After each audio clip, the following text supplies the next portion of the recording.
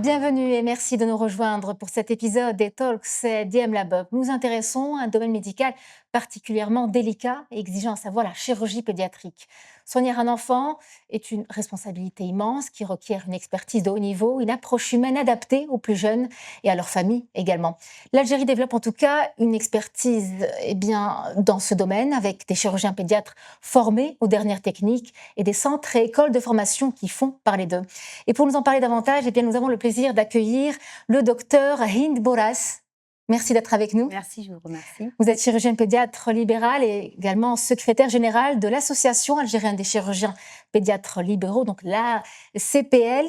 Vous êtes accompagné du docteur Mohamed Lamine Boulhem, donc chirurgien pédiatre à l'hôpital de Douera, avec une spécialisation en urologie pédiatre, également formateur à l'école EPMS Solutions, donc une école de formation continue qui accompagne bien sûr l'évolution des pratiques médicales. Merci d'avoir accepté notre invitation. Bonjour et merci pour votre invitation. Le plaisir est partagé. Alors, docteur Boulas, vous exercez depuis maintenant plus d'une quinzaine d'années, corrigez-moi si je me trompe. Dites-nous, qu'est-ce qui rend la chirurgie pédiatrique chez l'enfant fondamentalement différente de la chirurgie chez l'adulte? Tout d'abord, on pense que l'enfant est un adulte en miniature, et ça, c'est une erreur. Je dirais une erreur un peu plus grossière quand un médecin le pense. L'enfant est une entité à part et à différentes phases de la vie, c'est-à-dire de la période néonatale est une phase à part, les nourrissons c'est une autre phase, un enfant avant l'âge de 7 ans c'est une phase, à la préadolescence, l'adolescence, ainsi de suite. Ça, que ce soit du point de vue physiologique, que ce soit du point de vue donc médical purement, ainsi que du point de vue chirurgical. Donc la chirurgie pédiatrique a dérivé donc des chirurgies adultes, parce qu'on s'est rendu compte que l'enfant, c'est autre chose, puisque plusieurs facteurs entrent en jeu, à savoir essentiellement la croissance et même le type de pathologie.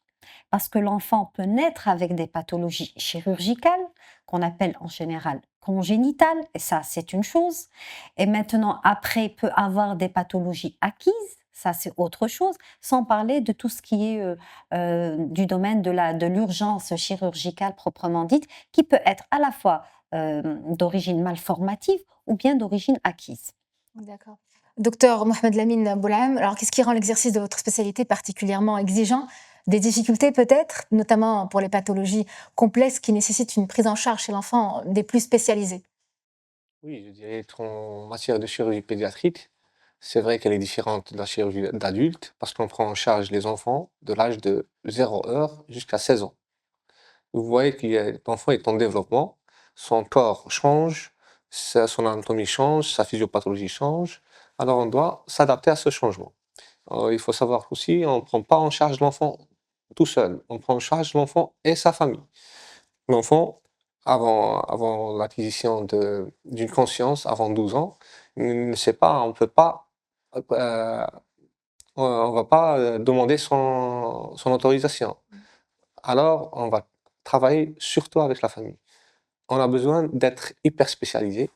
Et comme on prend en charge, on va dire qu'on fait de la chirurgie générale, on fait de l'orthopédie, de l'urologie, de la chirurgie viscérale, on fait tout chez l'enfant.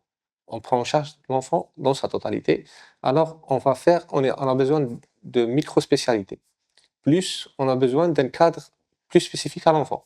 On a besoin d'infirmières spécialisées de soins pour surtout la néonatologie. On a besoin de puéricultrices. On a besoin de psychologues pour les enfants, de psychiatres, de pédopsychiatres.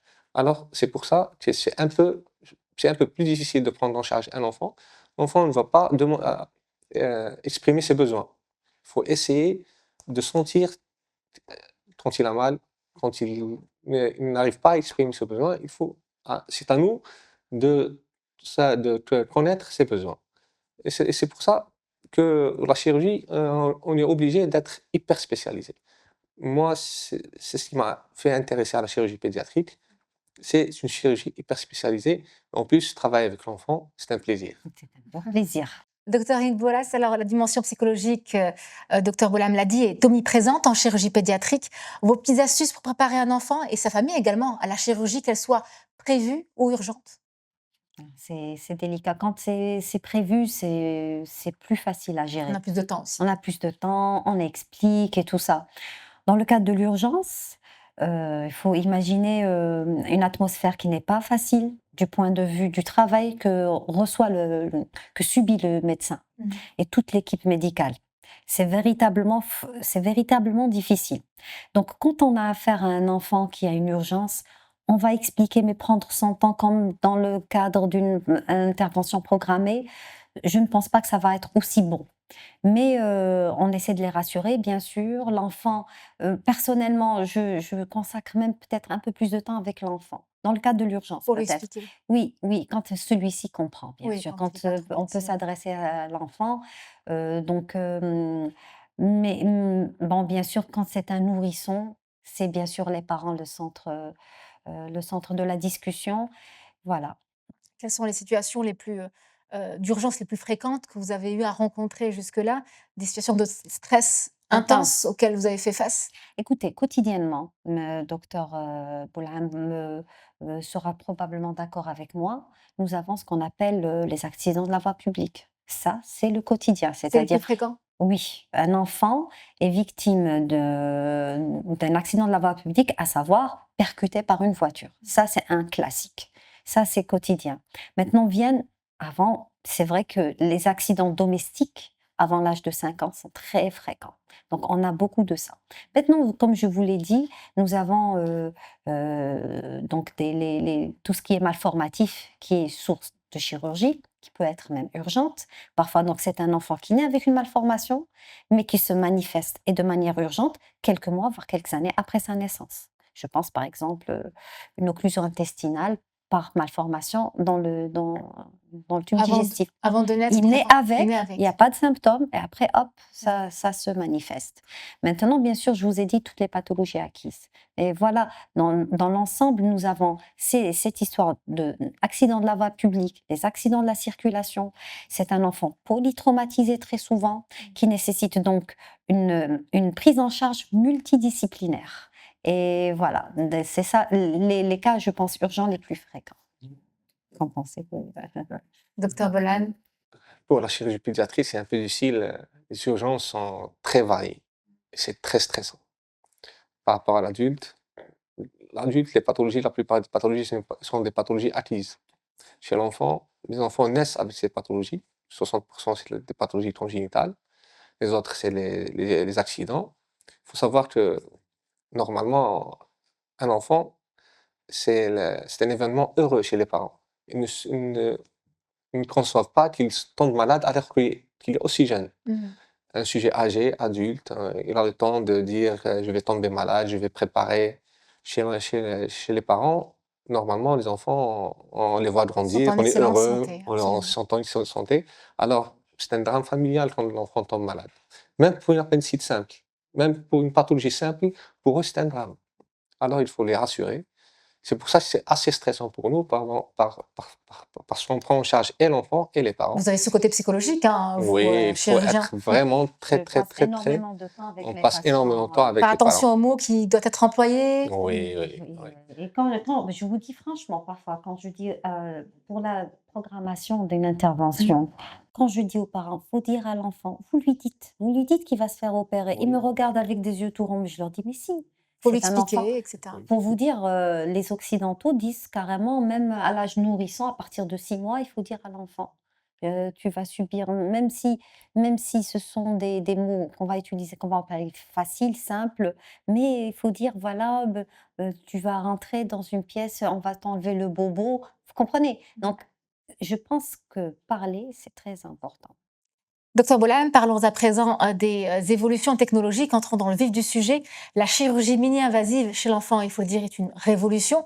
Alors, des techniques qui transforment votre approche chirurgicale aujourd'hui. Concrètement, qu'est-ce que cela apporte aux petits patients et à leur famille également? Il faut savoir qu'en matière de chirurgie mini-invasive, elle a toujours été développée chez l'adulte.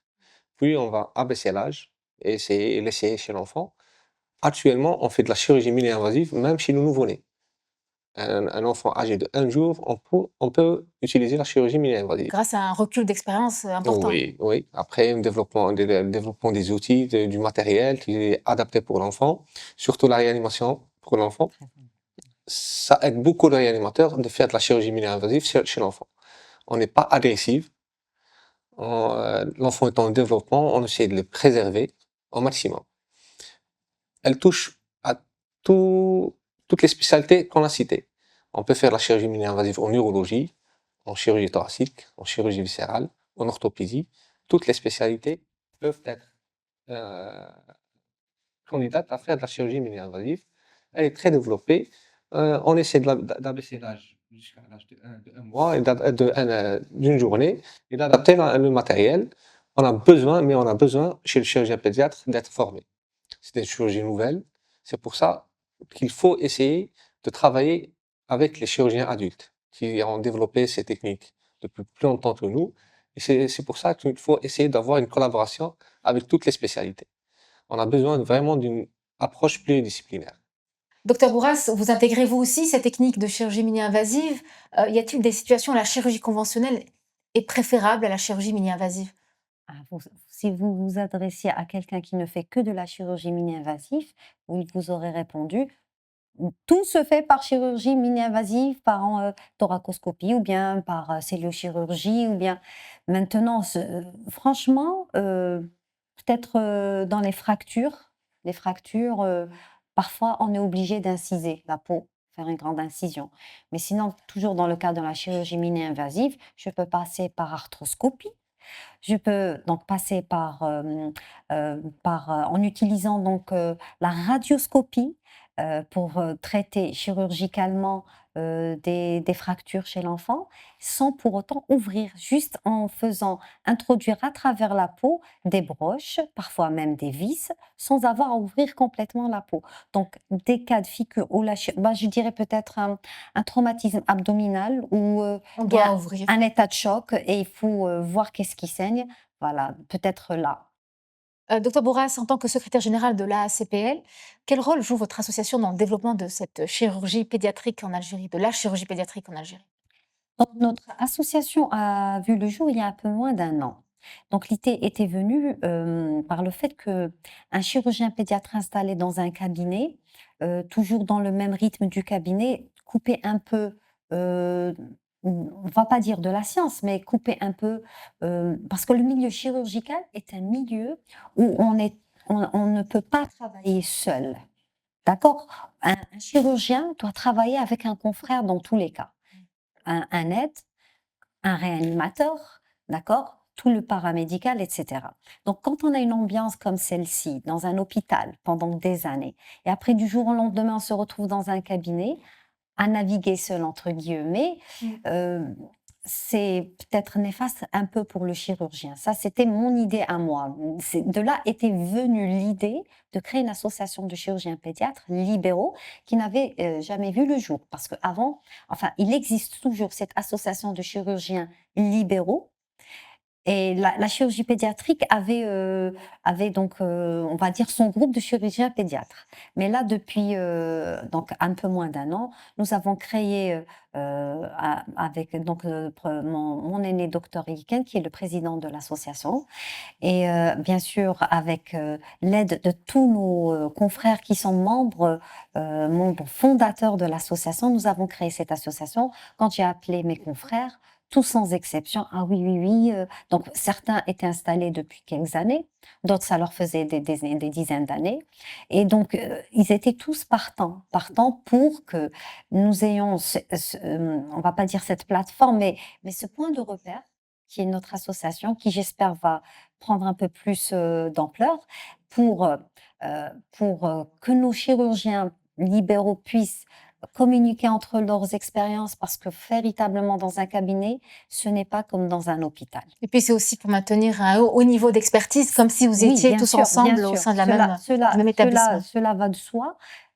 Mais on pourrait dire, je vais assister aux différents congrès dans les différentes, dans d'autres Ce n'est pays pas ou par les suffisant. autres. Ce n'est pas suffisant. Et je vous ai dit, quand je vais assister à un congrès où on va parler de tout ce qui se passe dans un hôpital avec les moyens de l'hôpital, etc., ce n'est pas du tout la même chose que assister à un congrès qui a été fait par des chirurgiens pédiatres libéraux et qui vont dire certaines applications ou bien certaines indications, parce qu'on est dans le libéral qui n'a pas les mêmes, on n'aura pas toutes les pièces en main dans un hôpital. Mhm. Voilà.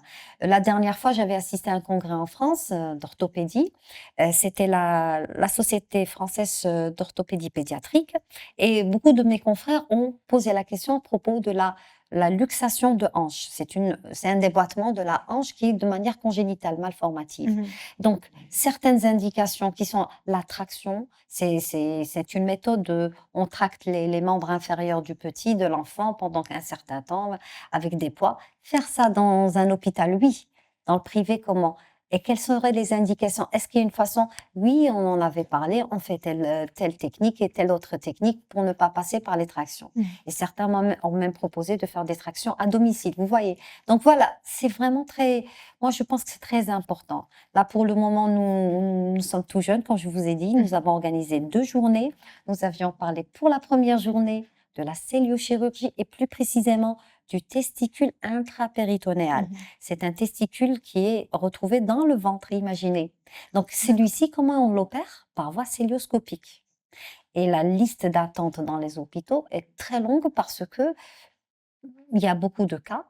Il n'y a pas assez peut-être d'unités qui feraient ça, Mhm. mais la liste d'attente est très longue. Donc, ça passe dans le privé coûte que coûte. Mhm. Donc, même la prise en charge donc, en matière de celliochirurgie dans le testicule intrapéritonéal, quand nous avions fait appel, nous avions donc parlé de notre journée, on avait été envahi de demandes, on ne s'attendait pas autant. Ok. On n'avait fait qu'une matinée, on aurait aimé Le faire besoin est plus. bel et bien là. Mhm. Il est bel et bien là, voilà. Alors, vous nous parlez de privé, de public. Il y a une coopération entre le secteur public et privé? Ah bien, Elle est sûr. obligatoire, Elle est obligatoire. Écoutez, indispensable. il n'y a pas si longtemps, j'ai eu un nouveau-né qui avait fait une infection osseuse au niveau de son épaule.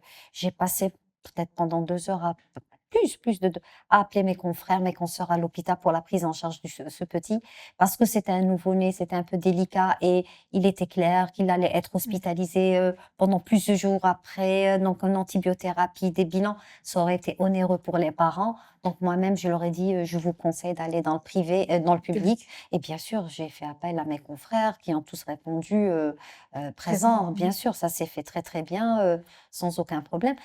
Ne serait-ce qu'aussi pour nos journées, comme je Mhm. vous ai parlé de nos journées, nous avons fait appel à nos aînés, à nos confrères qui ont fait des communications et bien sûr à ceux qui ont bien sûr assisté aux journées. C'est très bien.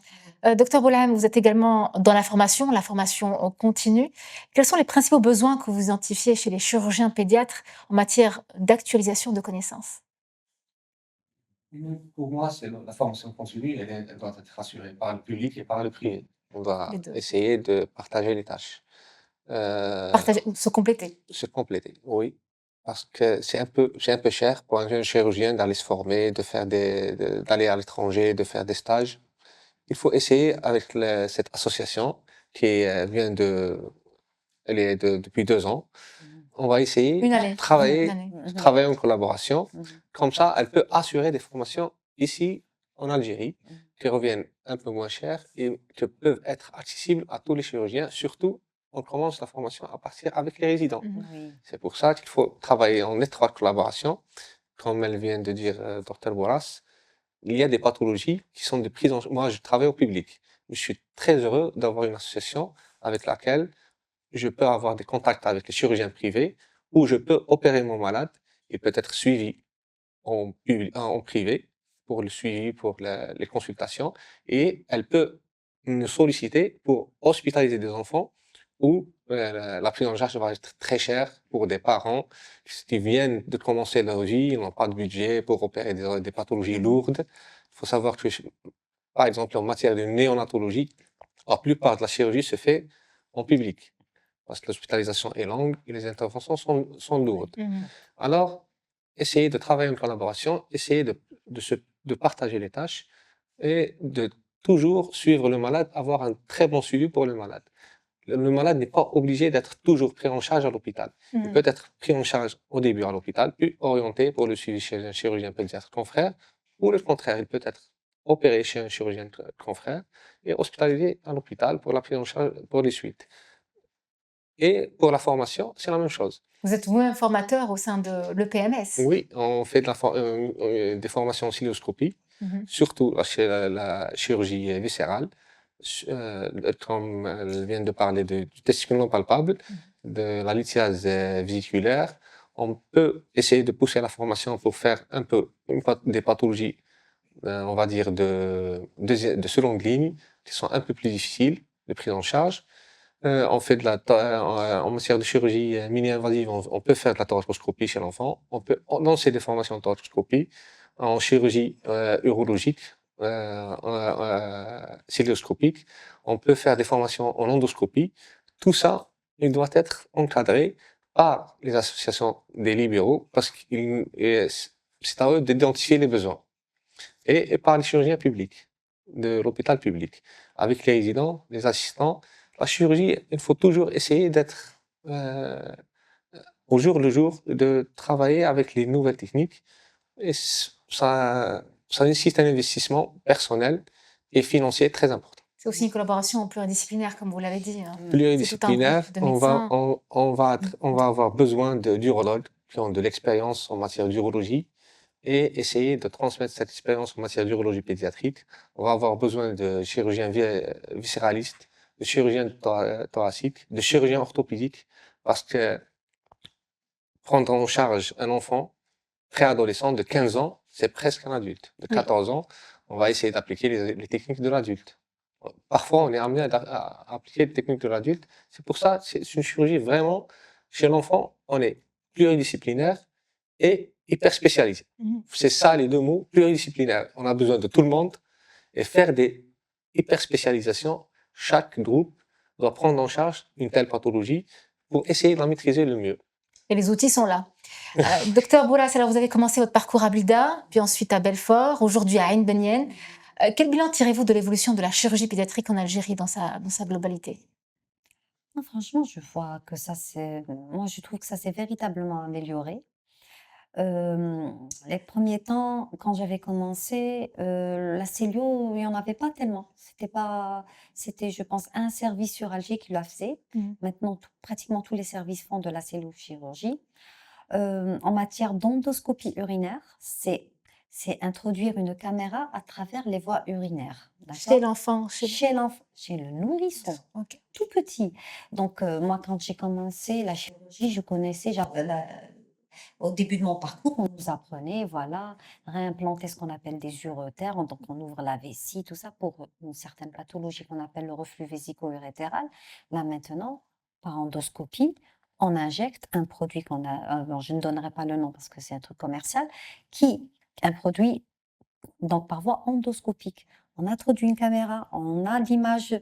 Donc, tout ça, ça a évolué, vous voyez. Et même, je parle de l'Algérie, c'est aussi dans le monde. C'est-à-dire que les indications ont changé.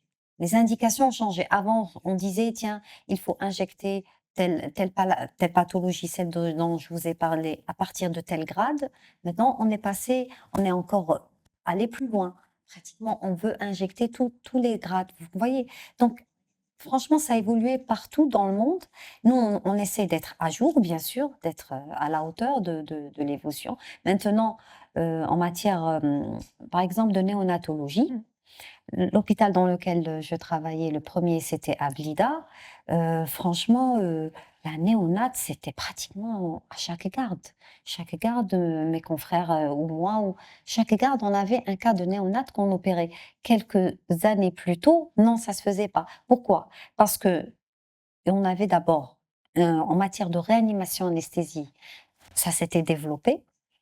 On avait de plus en plus de réussite. Par exemple, en matière d'atrésie de l'œsophage, c'est un œsophage, un enfant qui naît avec un œsophage qui est fermé. Donc, c'est une urgence chirurgicale qu'on opère véritablement dans les premières heures après avoir préparé un peu le nourrisson ou bien le nouveau-né. Les premiers temps, même en Europe, gros taux de mortalité, d'accord, de l'ordre de 90%. Ce que je vous raconte, c'est au début, au milieu du siècle dernier. Après, maintenant, on parle de taux de réussite avec séquelles. On parle même plus de décès. Des décès, bon, c'est les cas polymalformés, etc. Je voyais la même chose. C'est C'est-à-dire, qui peut-être vont disparaître avec les avancées de la médecine. oui, probablement. Oui, bien sûr. La thoracoscopie, dans ce cadre-là, dans le cadre de l'atrésie de l'œsophage, vous imaginez, c'est quelque chose d'extraordinaire. On n'est pas encore arrivé à ce stade, j'espère. Je serais très... Voilà, ça a été fait. Où ça? Ah oui, donc j'étais pas au courant, c'est très très bien. Puis elle a été faite à l'hôpital militaire à Naja en 2015. On a essayé, on commence Voilà, les doucement mais sûrement, mais on commence à faire des voyez. Et ça, pathologies c'est quelque chose néonatales. d'extraordinaire, hein. Oui, Parce que le petit doit sortir du bloc opératoire avec un ventilateur artificiel, très souvent. Parfois, on doit le garder avec. Imaginez un ventilateur artificiel, un truc qui va donner un certain volume d'oxygène. Il faut pas que ce soit trop fort, faut que ça. Oui, c'est un tout.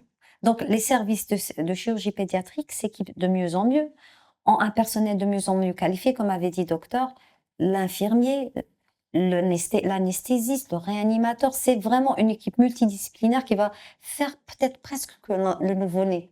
Oui. De toute façon, ailleurs, on a des centres de référence. Vous allez à Paris, il y a un nouveau-né, il va pas se faire opérer dans n'importe quel hôpital de chirurgie pédiatrique, n'importe quel service. Il y a des centres de référence pour la chirurgie néonatale. D'accord? Ça devrait être comme ça. Qu'on désigne 3 ou 4 hôpitaux, centres de référence pour une certaine région, ainsi de suite. Et là, donc, le personnel sera beaucoup plus qualifié.